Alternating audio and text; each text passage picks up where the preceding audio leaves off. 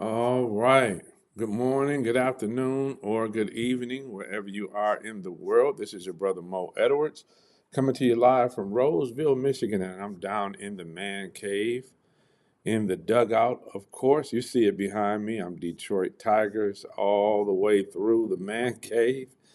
And you tune into a walk through the Bible. On a walk through the Bible, we are endeavoring to teach through the entire Bible from Genesis 1 and 1 through on to Revelation 22 and 21.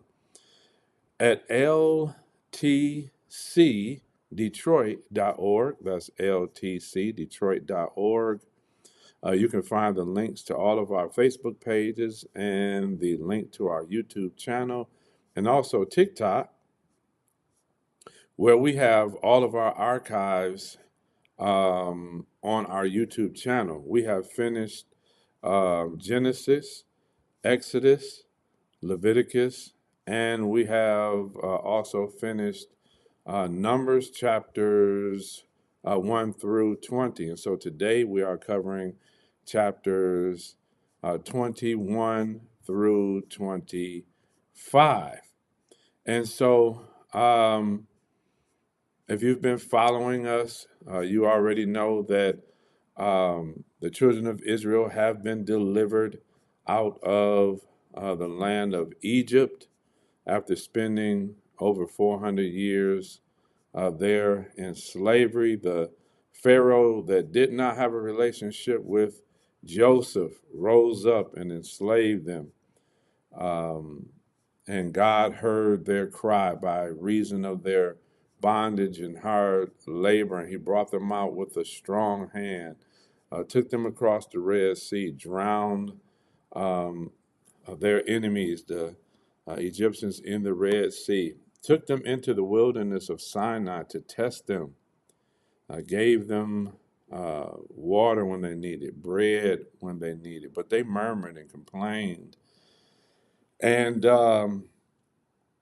going into Exodus 20, they receive the Ten Commandments and they begin to receive the laws of judgment, how to judge in civil cases and criminal cases, and going on into Leviticus. And we learn about the five offerings in Exodus. God said to make him a tabernacle where he may come and dwell among them and speak to them.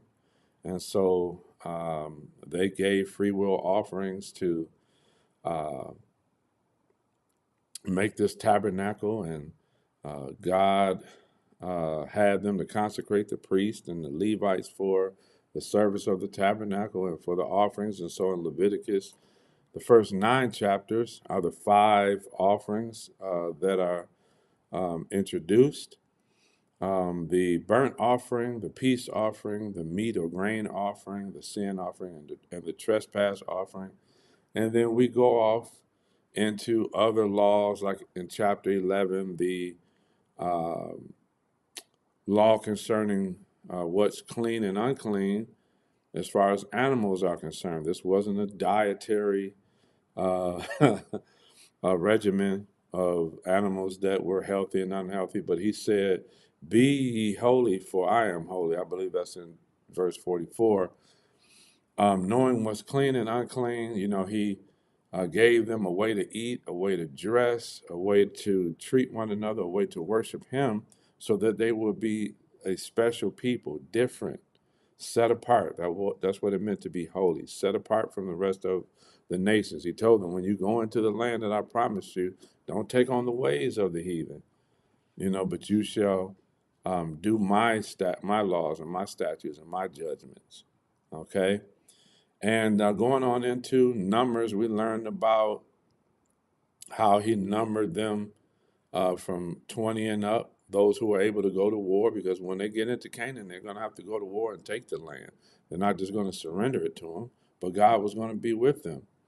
And the Levites were told that they would receive the tithe. They wouldn't have an inheritance in the land. They wouldn't sow and reap. So the other tribes would feed them as well as provide the necessary things for the sacrifices, the animals, the wine, for the drink offerings, the grain, whatever they needed. They would live in the open country, which was called suburbs, right? That's where we get that term suburbs from. They lived in the open country while the rest of the Israelites were given different lots in the land. We learn about the sons of Levi, Gershon, Merari, and Kohath, and how they would take care of the sanctuary, to rear it up and break it down. They couldn't touch the holy things inside of the holy place, or the holy of, or the most holy place, until the priest covered everything in there, and then they could pick it up and take it away. We know that the can't think of the name of them now. The staves, I believe they were called, made of shittim wood, covered in gold, that they stuck between the rings so they could pick everything up and carry it, because they had to break this tabernacle down and move it wherever God was moving them to. And God covered the tabernacle with a cloud when it was time for them to rest, and then he took it up when it was time to move, guided them through the night in a pillar of a cloud. And so we get here to chapter 21, and we're going to learn about the war against the Israelites. King Arad, the Canaanite, came against them. We're going to learn about the first POWs, prisoners of war. The children of Israel murmur again for food and water. And so God sends serpents to bite them. Moses intercedes for them. So God says, make a brass serpent made to heal those who are bitten. If they look at it, they can be healed. Then Israel sings a song to a whale, about the blessing of the well and the water that comes from it. The Amorites refused passage. They left Egypt and had to go around Edom, because Edom wouldn't let them through. And so now they're going to try to go through the land of the Amorites, and they're going to refuse. So God allowed them to take the cities of the Amorites and dwell there. And so chapter 21, verse 1, it says, and when King Arad the Canaanite, which dwelt in the south, heard tell that Israel came by way of spies, then he fought against Israel and took some of them prisoners. So now you have the first POWs, all right? And he's upset because he found out that, Israel has sent spies into the land. Remember, he sent 10 spies, wasn't it? No, it was 12 spies. 12 spies. 10 came back with an evil report that they couldn't take the land, but Caleb and Joshua said, we are well able to take the land. And Israel vowed a vow unto the Lord, a pledge or a promise, and said, if thou wilt indeed deliver this people into my hand, then I will utterly destroy their city. So now you want to make a promise to the Lord when it's wartime. But then, when you're at rest, you just continue to break your promise to keep his covenant. Ain't that how people are? When you get in trouble, and all of a sudden you want to talk to the Lord and make a vow and promises to the Lord. As soon as he gets you out of something, you go right back to the way that you were. That's man, that's people, right? And the Lord hearkened to the voice of Israel, because he's a covenant-keeping God. He's a gracious God, even though they've been sinful and have murmured against him. Because when you murmur against God's man, you're murmuring against God. They gave Moses the flux to the point where he said, just kill me and take me up out of here. I'm done. And He heard the voice of Israel and delivered up the Canaanites, and they utterly destroyed them and their cities, and he called the name of the place Hormah. And they journeyed from Mount Hor by the way of the Red Sea to compass the land of Edom. And the soul of the people was much discouraged by the way. And the people spake against God and against Moses, wherefore have ye brought us up out of Egypt to die in the wilderness? For there is no bread, neither is there any water, and our soul loatheth this light bread. So they hated the manna. How dare you? How dare you speak to God and to Moses this way after all God has done for you in delivering you out of Egypt? Not only that, but you've seen God swallow thousands up in the ground. You've seen the plagues in Egypt. You've seen priests be killed for. I mean, are you not yet afraid of this God yet? But that's what sin does. They are just too far gone. If I saw the ground open up and swallow a bunch of people because of their rebellion, I'm pretty much going to be quiet, whether I like the manna or not. I'm going to eat it and smile. You hear me?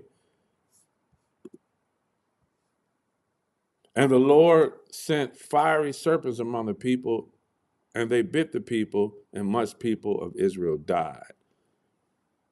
So once again, God is judging sin. People are watching these serpents bite people and they die. This ain't going to stop them. They're going to sin in the future again. What is it about man that nothing will stop them from sinning? Nothing. Now, notice that the serpent was God's people's first enemy in the garden. When God made mankind, Adam and Eve, the serpent was mankind's first enemy, and now he's using a serpent again to cause death. Therefore, the people came to Moses and said, we have sinned, for we have spoken against the Lord and against thee. Pray unto the Lord, beg him that he may take away the serpents from us.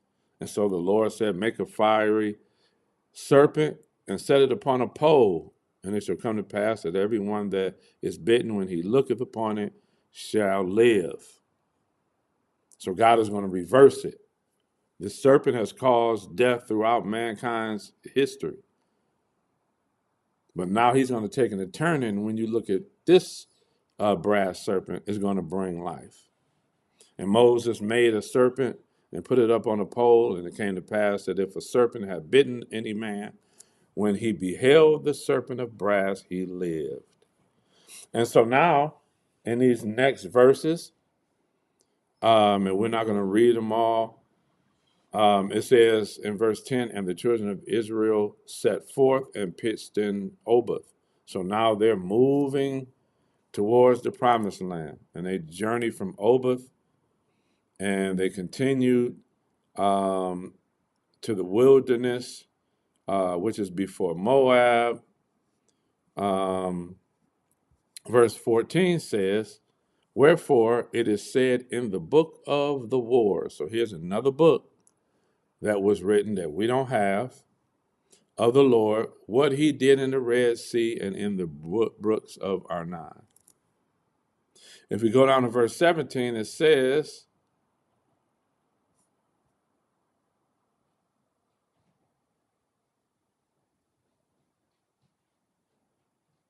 let's go back to verse 16.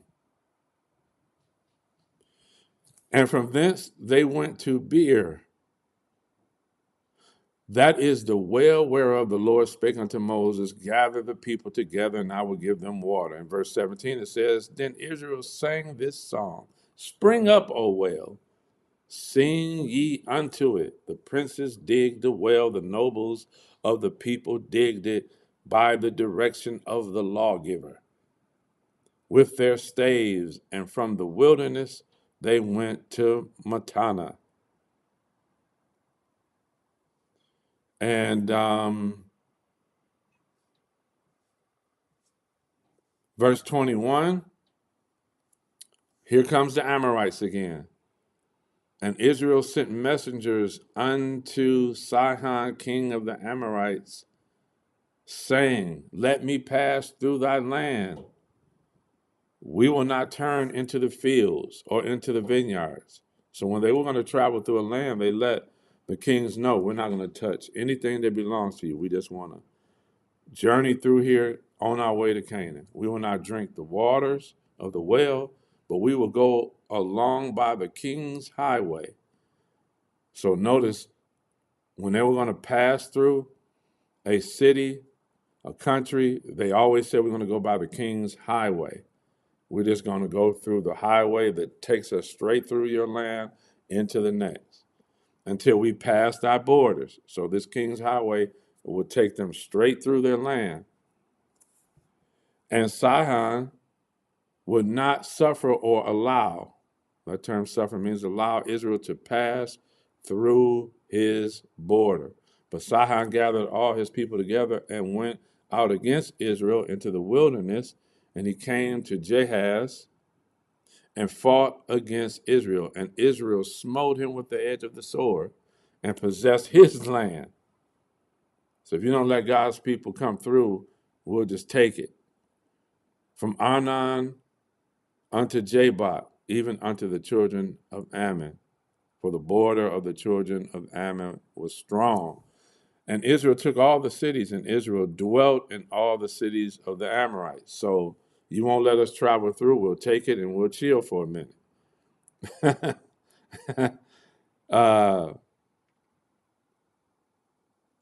Verse 24, for they that speak in Proverbs say, come unto Heshbon, let the city of Sihon be built and prepared. For there is a fire going out of Heshbon, a flame from the city of Sihon. It hath consumed Ar of Moab and the lords of the high places of Arnon. Woe to thee, Moab! Thou art undone, O people of Chemosh. He hath given his sons that escape and his daughters unto captivity into Sihon, king of the Amorites. We have shot at them. Heshbon is perished, even unto Dibon. And we have laid them waste unto Nophah, which reacheth unto Medeba. Thus the Israelites dwelt in the land of the Amorites. And Moses sent, verse 32, to spy out Jazer. And they took the villages thereof and drove out the Amorites that were there. So you're seeing that they're coming and they're driving out these ites, okay? And moving towards going into the land of Canaan.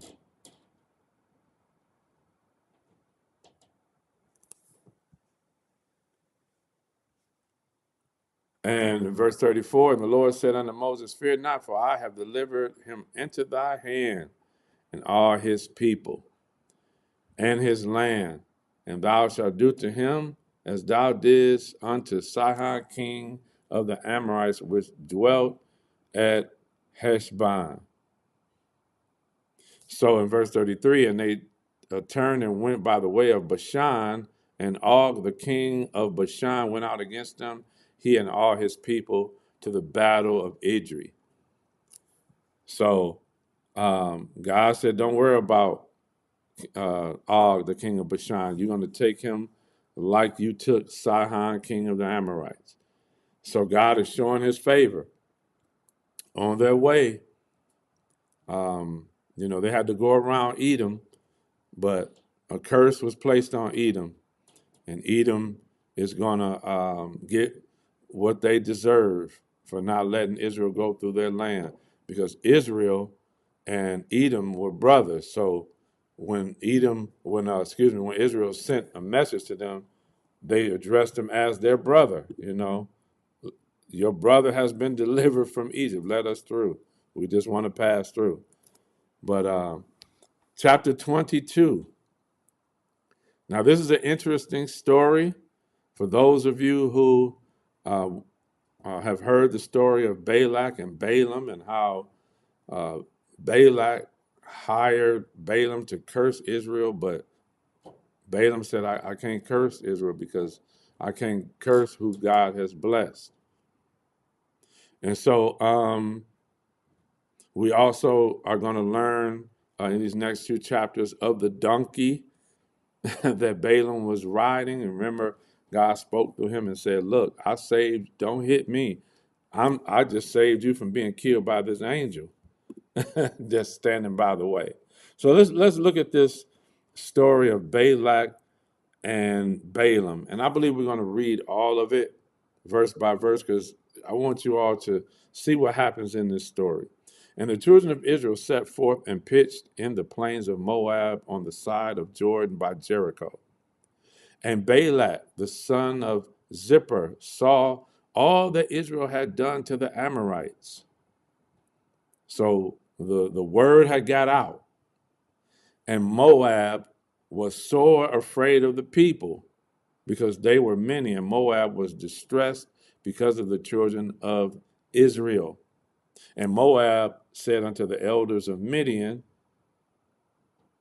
now shall this company lick up all that are round about us, as the ox licketh up the grass of the field. And Balak, the son of Zippor, was king of the Moabites at that time. So Moab is in distress. Like, man, here come these Israelites, and they ain't no joke. Their God ain't no joke. They tearing up stuff on their way to Canaan and taking over stuff. And did you hear what they did in Egypt? Oh, my God. When they get into the land, you remember Rahab the harlot, like, we heard what your God did in Egypt, man. Look, I'm going to help y'all because I ain't trying to go out like that. I know what's going to happen when y'all come up in here. He sent messengers, therefore, to Balaam, the son of Beor, to Pethor, which is by the river of the land of the children of his people, to call him, saying, behold, there is a people come out of Egypt. Behold, they cover the face of the earth. They about 1 million strong, man. And they abide over against us. So they near us. They coming. Come now, therefore, I pray thee, curse this people, for they are too mighty for me. Peradventure, that term means perhaps, I shall prevail, that we may smite them, and that I may drive them out of the land. For I wot or know that he whom thou blessest is blessed, and he whom thou cursest is cursed. So this Balaam is known to speak a word that comes to pass. Okay?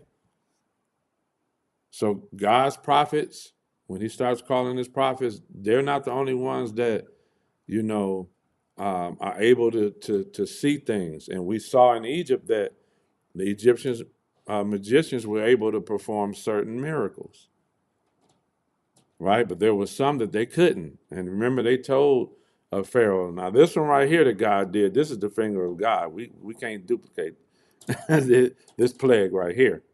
And the elders of Moab and the elders of Midian departed with the rewards of divination. So divination is foretelling events or revealing knowledge through means that are not of God. Okay, so they brought rewards for him in their hand, and they came to Balaam and spake unto him the words of Balak. So the words of Balak was, come and curse these people, man. They too mighty for me. We gotta get rid of them. And he said unto them, lodge here this night, and I will bring you word again, and the Lord shall speak unto me. And the princes of Moab abode with Balaam. So, as you can see, Balaam said he was going to go and consult the Lord. Okay. And God came unto Balaam and said, what men are these with thee? And Balaam said unto God, Balak, the son of Zippor, king of Moab, he has sent unto me, saying, Behold, this is a people come out of Egypt which covereth the face of the earth. Come now, curse me them. Peradventure I shall be able to overcome them and drive them out. And God said unto Balaam, Thou shalt not go with them. Thou shalt not curse this people, for they are blessed. You can't curse what I bless. Come on now. So Balaam must have been known. Okay. And Balaam rose up in the morning and said unto the princes of Balak, Get you into your land, for the Lord refuseth to give me leave to go with you.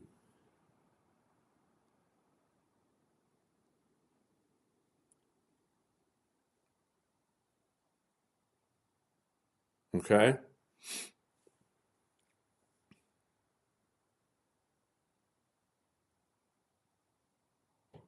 Excuse me, what I meant to say is not that he was known. Of course, he was known to be a diviner, but Balaam must have known. He must have known that, you know, God is a God that I have a relationship with. I know God. I know that I cannot speak or do what I can't speak what he doesn't tell me to speak, and I can't do what he doesn't allow me to do. Let me put it that way. Because he comes to them and says, I can't leave with you. So he has some reverence for God, is what I'm trying to get out. Okay? Sorry about that. But he has a reverence for God. Now we're going to find out that Balaam is not a righteous man, but he had a relationship with God and knew enough about God that he can only speak what God says speak and do what God says do. There you go. That's what I'm trying to get out. It's early, y'all. Work with me. So he says, the Lord refuses to give me leave to go with you. So he's pretty much saying, I got to abide by what God says. Again, he has reverence. He's obeying what God's saying or said to him. And the princes of Moab rose up and they went unto Balak and said, Balaam refused to come with us. And I know Balak is probably like, what? And Balak sent yet again princes more and more honorable than they. So he's trying to persuade Balaam, like, look, I need you to do this for me. So if there's an issue, let me send some men that are more honorable than the ones that I sent the first time. So he's trying to appease him. He's trying to win him over, trying to get him to do what he needs him to do, bargain with him. And they came to Balaam and said unto him, Thus said Balak the son of Zippor, let nothing, I pray thee, hinder thee from coming unto me. Watch this. For I will promote thee unto great honor. So he's bribing him. That's another word. And I will do whatsoever thou sayest unto me. Come therefore, I pray thee, curse me this people. So he's just that afraid of the children of Israel that he's willing to promote him and give him whatever he wants. He wants the children of Israel out of here, out of the land. And Balaam answered and said unto the servants of Balak, if Balak would give me his full house of silver and gold, I cannot go beyond the word of the Lord my God to do less or more. Now, notice he says, the Lord my God. Okay. Now, therefore, I pray you, tarry ye also here this night, that I may know what the Lord will say unto me more. So let me go and check with the Lord again and see if he say something different or give me some different instructions. And God came unto Balaam at night and said unto him, if the men come to call thee, rise up and go with them. But yet the word which I say unto thee, that shall you do. So go with them, but listen for what I'm going to give you to say to them, and listen for what I'm going to have you do. And Balaam rose up and saddled his ass or donkey and went with the princes of Moab.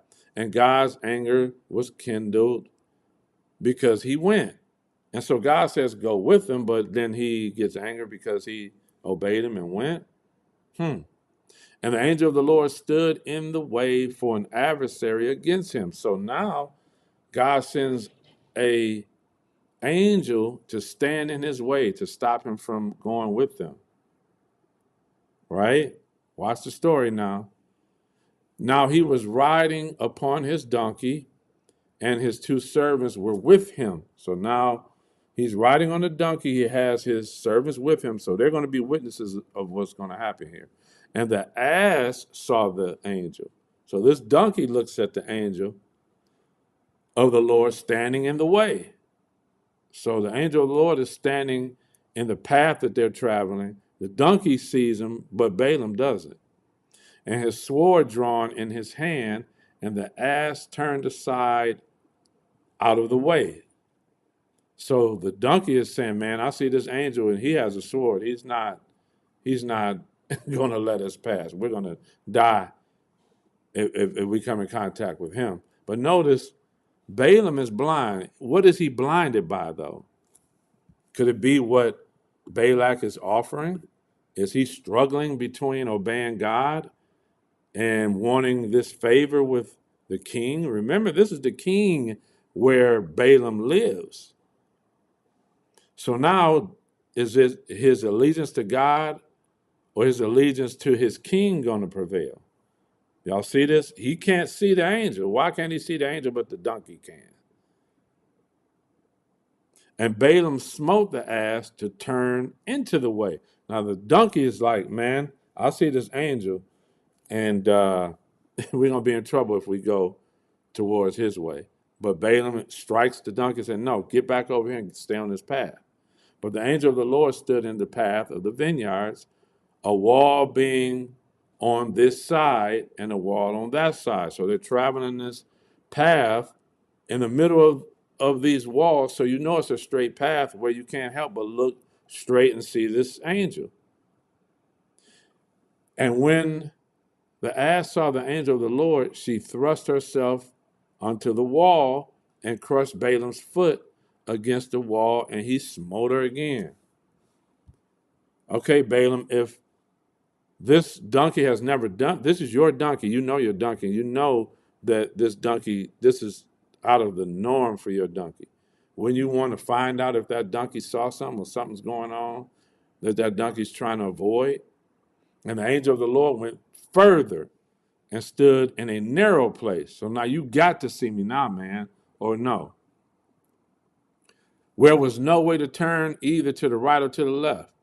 So you got to look straight at me, bro. And when the ass saw the angel of the Lord, she fell down under Balaam, like, we heading straight for him. And because you can't see him, I'm trying to protect myself and you now. So I'm just going to fall down where we can't go forward. And Balaam's anger was kindled, and he smote the ass with a staff. And the Lord opened the mouth of the ass. So now this donkey is going to talk to Balaam. And she said unto Balaam, what have I done unto thee, that thou hast smitten me these 3 times? And Balaam said unto the ass, because thou hast mocked me, I would there were a sword in my hand, for now I would kill you. Wow, man. And the ass said unto Balaam, am I not thine ass, upon which thou hast ridden ever since I was dying unto this day? Don't you know me? Was I ever wont to do so unto thee? And he said, nay. Like, no, you haven't done this before. Okay. So now the Lord has to open the eyes of Balaam, and now he sees the angel standing in the way and the sword drawn in his hand, and he bowed down his head and fell flat on his face. Okay, so now you see the presence of the Lord after this donkey had to fall down so you can open your eyes, because you're just traveling and not not being led, you're not paying attention. How many of us are traveling and and our eyes are closed? We don't see the warnings of God because we're blinded by something. Lord have mercy. That just came to me. How many of us are blinded by something and a donkey got to tell us? You're riding straight into danger.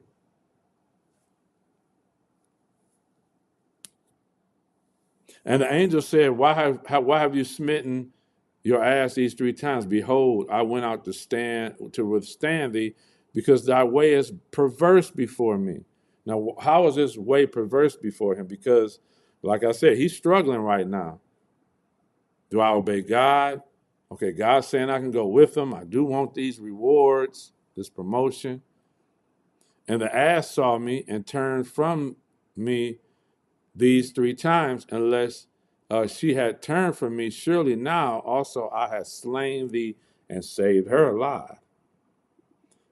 So watch this. Balaam repents. And Balaam said unto the angel of the Lord, I have sinned, for I knew not that thou stoodest in the way against me. Now therefore, if it displease thee, I will get me back again. I will repent and turn to God. See that here? I will turn back. I will turn back to God. Let me put that in my notes. That just came to me.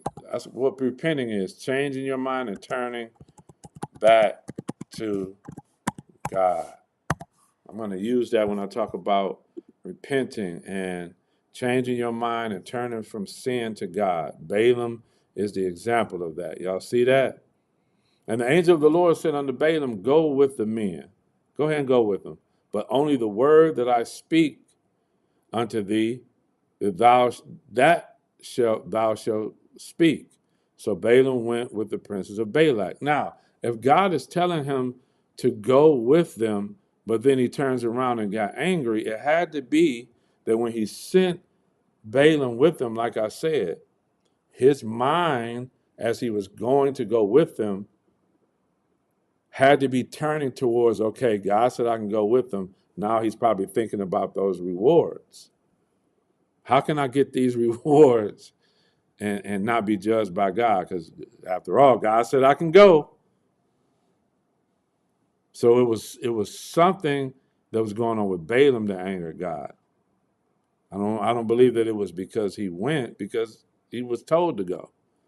Notice the angel said, only say what God gives you to speak.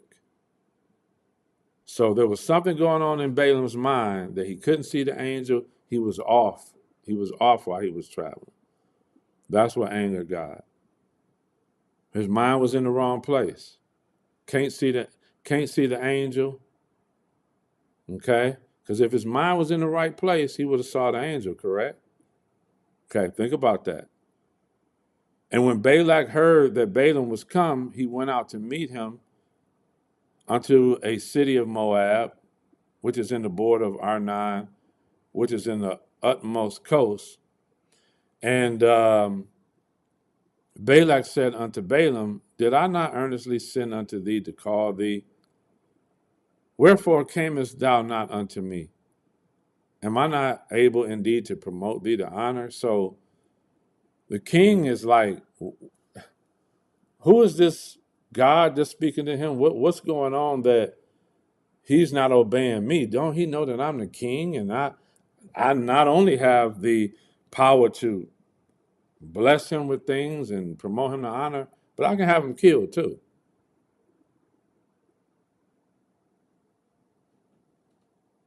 But what he didn't understand is that Balaam could only speak what God says concerning Israel, not what you want me to speak unto them. And Balaam went with Balak, and they came to Kirjath Huzoth. And Balak offered oxen and sheep and sent to Balaam and to the princes that were with him. So now he done made an offering.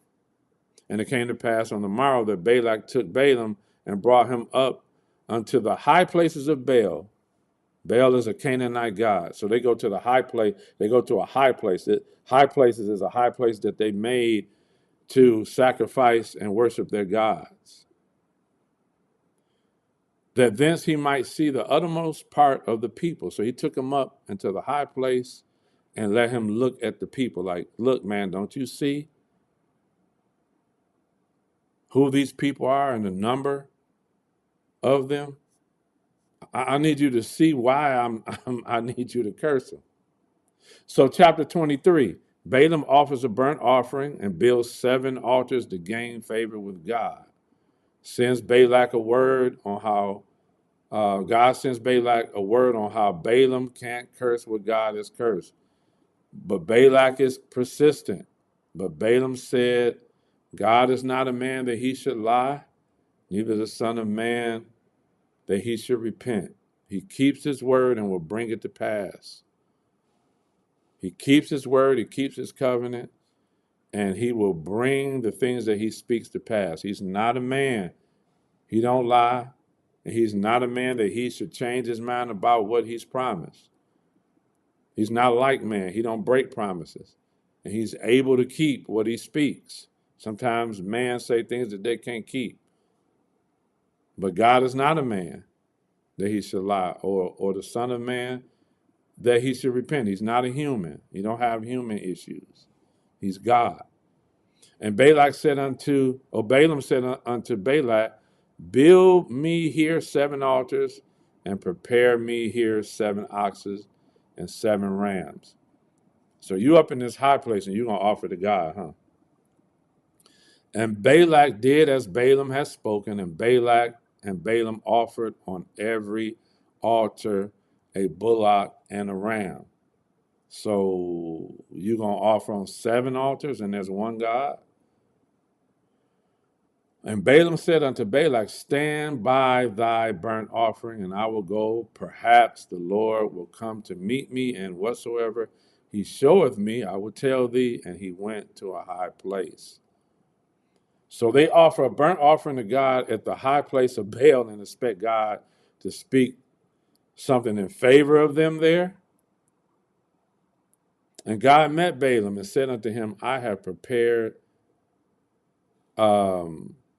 And he said unto him, I have prepared 7 altars, and I have offered upon every altar a bullock and a ram. 7 altars, thinking he will have favor with God. And the Lord put a word in Balaam's mouth and said, return unto Balak, and thus shalt thou speak. And return unto him, and lo, he stood by his burnt sacrifice, he and all the princes of Moab. And he took up this parable and said, Balak, the king of Moab, hath brought me from Aram, out of the mountains of the east, saying, come, curse me, Jacob, and come, defy Israel. How shall I curse whom God hath not cursed, and how shall I defy whom the Lord hath not defied? These are his people. How do you expect me to speak against them? For from the top of the rocks I see him, and from the hills I behold him. Lo, the people shall dwell alone and shall not be reckoned among the nations. They are holy, they are set apart. Who can count the dust of Jacob and the number of the 4th part of Israel? Let me die the death of the righteous, and let my last end be like his.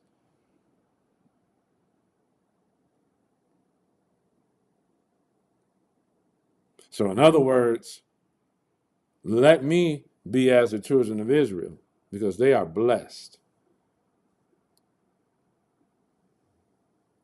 And Balak said unto Balaam, what hast thou done unto me? I took thee to curse mine enemies, and behold, thou hast blessed them altogether. They were already blessed, Balak, since the promise to Abraham. And he answered and said, must I not take heed to speak that which the Lord hath put in my mouth? Like, Balak, you must not understand what's going on here. I can only speak what God tells me to speak, and I can only do what he tells me to do. That thou mayest see them, thou shalt see but the utmost part of them, and shall not see them all. and curse me them from thence. In other words, let me show you another view of them. Do you not know what's going on with these people? I need you to curse them. They are mighty. Balaam is probably like, yeah, I know. They're the people of the one true God. Ain't nothing you're going to be able to do to them. Can't get rid of them. Can't defeat them. I can't speak nothing of a curse to them or defy them. What you want me to do? So Balak wants Balaam to get another look from another view. And so he brought him into the field of Zophim to the top of Pisgah and built 7 altars and offered a bullock and a ram on every altar. So I need you to do this again and look at them again. And he said unto Balak, stand here by thy burnt offering while I meet the Lord yonder. So I'm going to go to him again. And let the Lord meet Balaam. And the Lord met Balaam and put a word in his mouth and said, go again unto Balak and say thus. And when he came to him, behold, he stood by his burnt offering and the princes of Moab with him. And Balak said unto him, what hath the Lord spoken? And he took up his parable or his discourse and said, rise up, Balak, and hear, hearken unto me, thou son of Zippor. God is not a man that he should lie, neither the son of man that he should repent. He hath said, and shall he not do it? He's not a man. He doesn't lie. He don't need to change his mind or turn from what he said. He's going to do what he said. Or have he spoken and shall not make it good? He's not like us. He's not man. He's going to make good what he said. Behold, I have received commandment to bless, and he hath blessed, and I can't reverse it. He hath not beheld iniquity in Jacob, neither hath he seen perverseness in Israel. He's cleansed them of that. He's not going to totally destroy them because of their sin. The Lord, his God, is with him, and the shout of a king is among them. Come on now. Did you see that? A shout of a king. He's speaking something here. He's speaking something. God brought them out of Egypt. He hath, as it were, the strength of a unicorn. Surely there is no enchantment against Jacob. I have no word against Jacob. Neither is there any divination against Israel. I have no word, no word of any future event that would curse them. I have nothing to speak against them. There's no enchantment. There's no divination. There's nothing that I can conjure up. According to this time it shall be said of Jacob and of Israel, speaking of the same people. Remember, I have a file called Double Talk when God uses 2 terms to describe one thing. What God has wrought. There's no other thing or no other thing I can say or do outside of what God has already said, Balak. Behold, the people shall rise up as a great lion and lift up himself as a young lion. He shall not lie down until he eat of the prey and drink of the blood of the slain. He will not rest until he has become victorious. God is going to cause them to be victorious, and that's it. And nothing you can do about it, Balak. And Balak said unto Balaam, neither curse them at all, nor bless them at all. So, so Balaam is like, okay, I'm done. But Balaam answered and said unto Balak, told not I thee, saying, all that the Lord speaketh, that I must do? I told you. And Balak said unto Balaam, come, I pray thee, I will bring thee unto another place. Perhaps it will please God, that thou mayest curse me them from thence. It's going to please God, the God of this people. So Balak thinks if he keeps changing places, God is eventually going to change his mind about his people.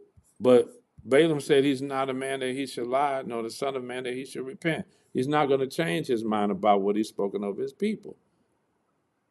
Balaam already told him, I cannot do or speak nothing outside of what God says. God is not a man. He's not going to turn on the children of Israel like men turn on each other. God was in covenant with them. Men don't honor covenants. God does. And Balak brought Balaam unto the top of Peor that looketh toward Jeshimon. And Balaam said unto Balak, build me 7 altars here again. So now Balaam done went crazy. So as you can see, Balaam is obedient on obeying what God tells him to speak, but you can also see he's trying to see if he has an opportunity to change God's mind and please Balak too. Remember again, Balak is the king of Moab where Balaam lives. So Balak can bless him or kill him. You see the dilemma Balaam is in. So let's look at chapter 24. God opens the eyes of Balaam to the glory of God's son Israel. And Balaam speaks a parable of how God will cause Israel to grow and have a mighty king and triumph over the nations. And Balaam tells Balak he can only speak what God commands. So his offer of power and money can't change the will of God. Balaam prophesies of the power of the coming kingdom of Israel, the doom of Moab, Amalek, the Kenites. And Balaam and Balak return home after the final words of God. Chapter 24, verse 1. And when Balaam saw that it pleased the Lord to bless Israel, he went not as at other times to seek for enchantments, but he set his face toward the wilderness. So they've been making offerings on the high places, at the high places. But Balaam looks in the direction of where? The wilderness, and seeks direction from the Spirit now. And Balaam lifted up his eyes and saw Israel abiding in his tents, according to their tribes. And watch this, the Spirit of God came upon him. So now he's looking towards the people of God, and so the Spirit of God comes upon him. Come on now. And he took up this parable or this discourse and says, Balaam the son of Beor hath said, and the man whose eyes are open hath said. So now his eyes are open because what? He looked towards the people of God, and the Spirit of God came upon him. And he hath said, which heard the words of God, which saw the vision of the Almighty, falling into a trance but having his eyes open. So he's seeing a vision. It isn't a dream where he's asleep. He's in a state of seeing in the Spirit with his eyes open. How goodly are thy tents, O Jacob, and thy tabernacles, O Israel, as the valleys are they spread forth, as gardens by the river's side, as the trees line aloes, which the Lord hath planted, and as cedar trees beside the waters. He shall pour the water out of his buckets, and his seed shall be in many waters, and his king shall be higher than Agag, and his kingdom shall be exalted. He's speaking of the kingdom. God is speaking through him a prophecy about the kingdom, And his kingdom shall be exalted. God brought him forth out of Egypt. He hath, as it were, the strength of a unicorn. He shall eat up the nations, his enemies, and shall break their bones and pierce them through with his arrows. He couched, he lay down as a lion, and as a great lion. Who shall stir him up? Blessed is he that blesses thee, and cursed is he that curses thee. Balaam prophesies of the power of the coming kingdom of Israel.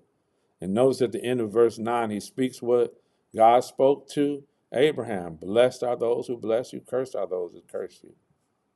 And Balak's anger was kindled against Balaam, and he smote his hands together. And Balak said unto Balaam, I call thee to curse my enemies, and behold, thou hast altogether blessed them these 3 times. Therefore now flee thou to thy place. I thought to promote thee unto great honor, but lo, the Lord hath kept thee back from honor. And Balaam said unto Balak, Spake I not also to thy messengers, which thou sent unto me, saying, If Balak would give me his house full of silver and gold, I cannot go beyond the commandment of the Lord to do either good or bad of my own mind.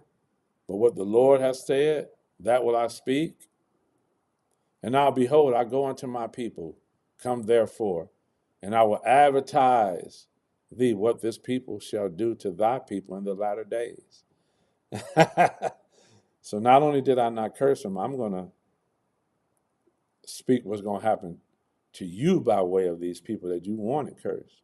And he took up his parable, his discourse, and said, Balaam, the son of Beor, hath said, and the man whose eyes are open hath said, my eyes are open now.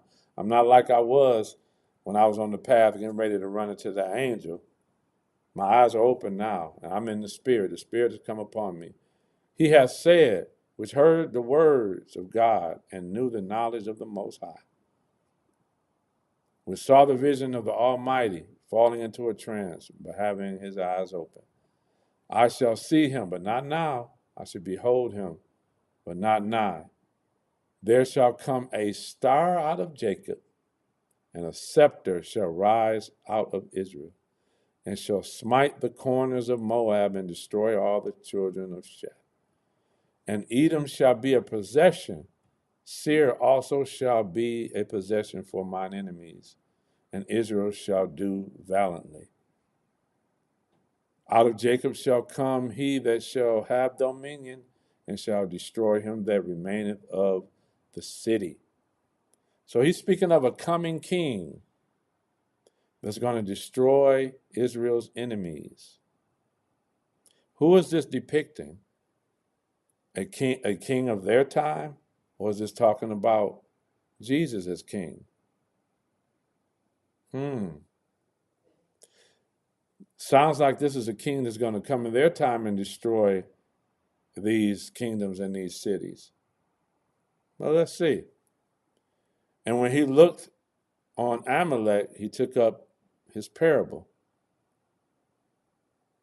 and said, Amalek was the first of the nations, but his latter end shall be that he perish forever. And he looked on the Kenites and took up his parable.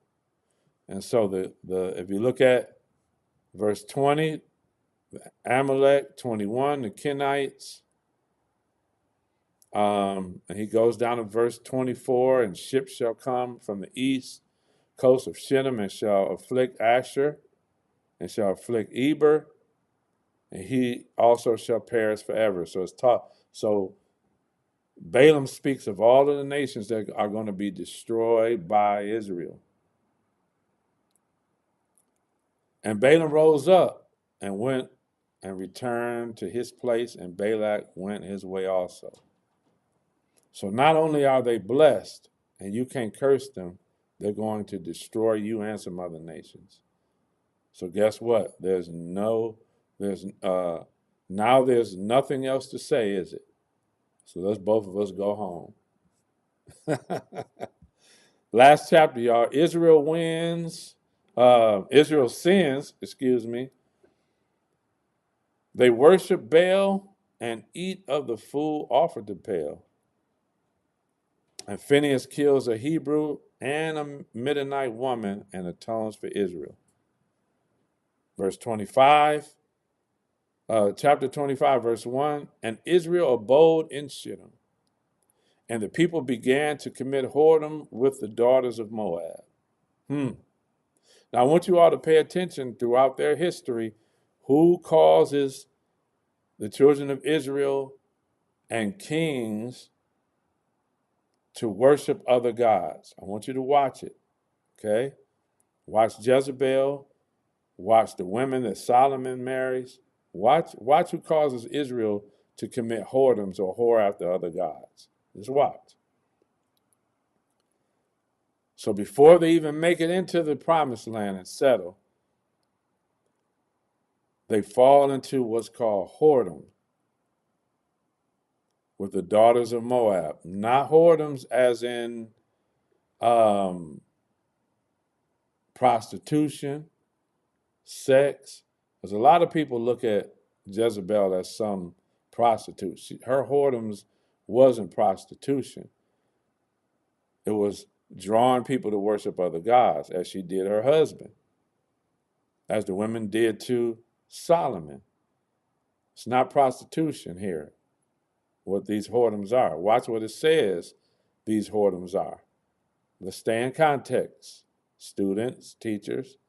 And they called the people unto the sacrifices of their gods. That's what the whoredoms were, whoring after other gods.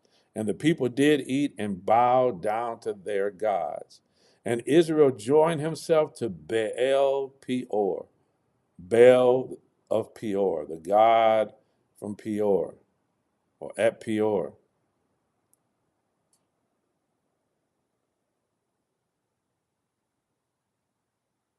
And the anger of the Lord was kindled against Israel, and the Lord said unto Moses, take all the heads of the sons of the people and hang them up before the Lord against the sun, that the fierce anger of the Lord may be turned away from Israel. And Moses said unto the judges of Israel, slay every one his men that were joined unto Baal of Peor, Baal Peor. So in other words, all the judges, leaders of Israel, of their tribes, had to go in and kill their own people.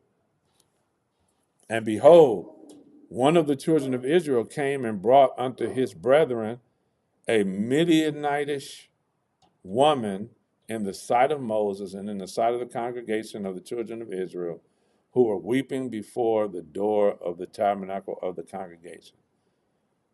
So not only have y'all doing everything that God said not to do in his law. Don't take their women. Don't let them take your women. Don't worship their gods. They've done both in this one account. They went a whoring after their gods, and this man has taken a Midianitish woman, brought her into the camp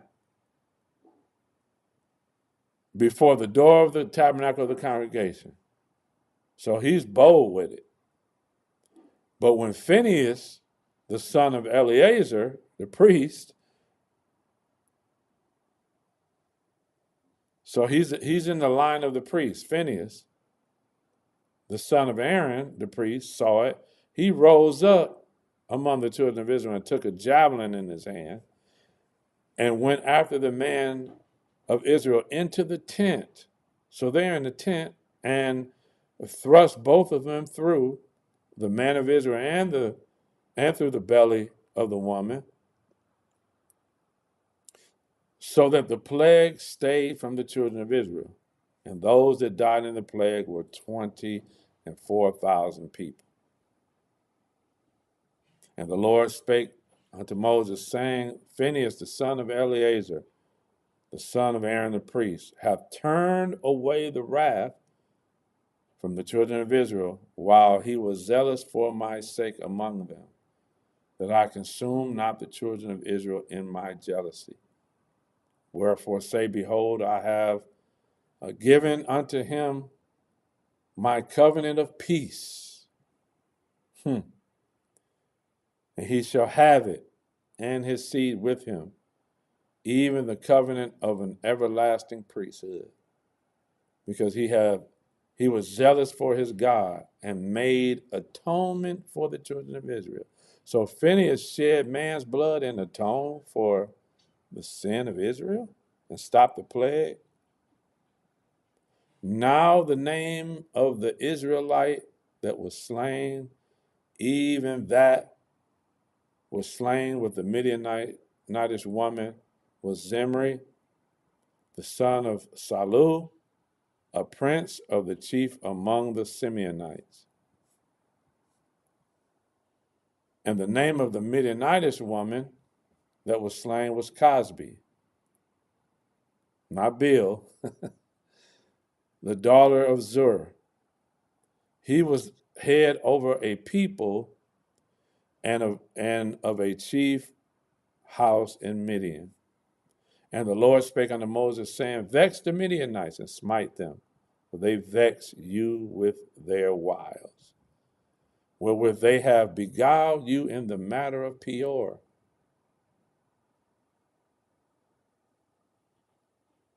And the matter of Cosby, the daughter of a prince of Midian, their sister, which was slain in the day of the plague for Peor's sake.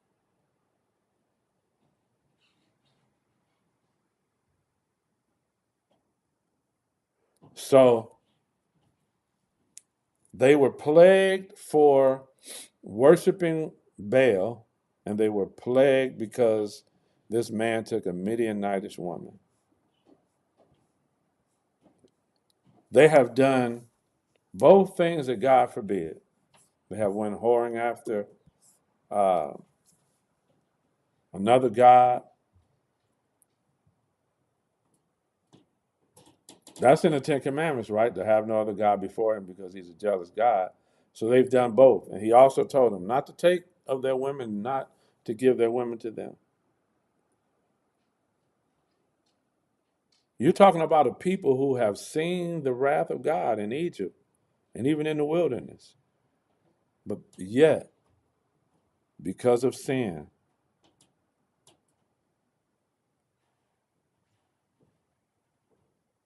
then the New Testament talks about sin having dominion over a person. But once you believe and are baptized, you walk in newness of life, that sin no longer has dominion over you. Sin had dominion over the children of Israel, ruled over them. That's why they couldn't stop sinning. Sin had dominion, had power over them.